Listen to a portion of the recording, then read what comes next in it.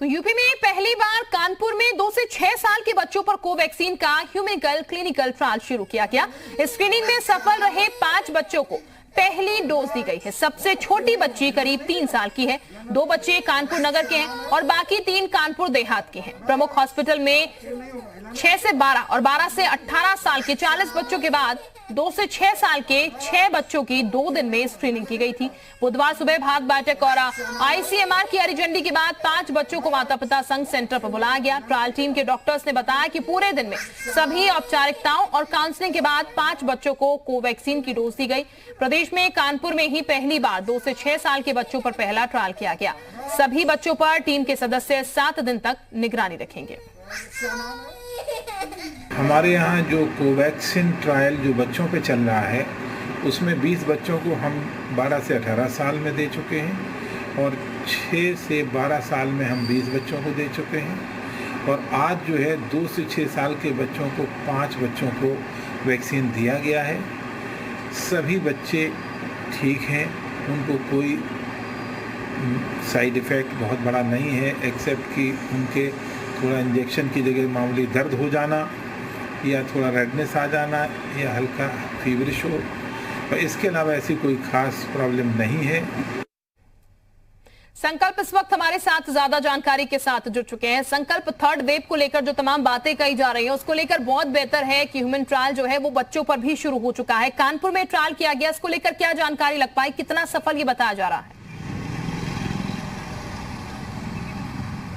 देखिए, बिल्कुल कानपुर में जिस तरीके से बच्चों पर ट्रायल शुरू किया गया, सबसे पहले तो उनकी स्क्रीनिंग की गई और स्क्रीनिंग के बाद में जो बच्चे उपयुक्त पाए गए, क्योंकि आईसीएमआर में भी इनके सभी ब्लड सैंपल्स जो लिए गए थे वो भेजे गए, वहां से अप्रूवल आने के बाद ही इस पूरी प्रक्रिया को शुरू किया गया। और साफ तौर पे गार्जियंस का कंसर्न बेहद ज़रूरी था और सभी अभिभावक जो थे बच्चों के, वो भी कहीं ना कहीं उत्साहित नजर आ रहे थे। उनका कहना था कि कोविड वैक्सीन लगवाने से ही कहीं ना कहीं इस बीमारी के जो बढ़ते हुए फैलाव को जो बताया जा रहा है कि बच्चों के लिए हानिकारक हो सकता है, जो थर्ड वेव आने वाला है, उसको लेकर के वो भी कहीं ना कहीं सजग नजर आए। और डॉक्टर्स की टीम ने भी पूरी तैयारी कर ली थी। सभी बच्चों का जो जितने भी चेक्स किए जाने थे वो चेक किए गए और जो रिपोर्ट्स आईसीएमआर भेजी जानी थी। और सबसे बड़ी बात है कि अंतर्राष्ट्रीय जो लैब के नियम हैं उनका फॉलो यहाँ पे किया जा रहा है। और साफ तौर पे एक बड़ी उपलब्धि इसलिए मानी जा रही है कि जिस तरीके से सबसे छोटी बच्ची जो है, क्योंकि 3 वर्ग आयु वर्ग में बच्चों को बांटा गया है, 2 से 6 वर्ष, 6 से 12 वर्ष और 12 से 18 वर्ष।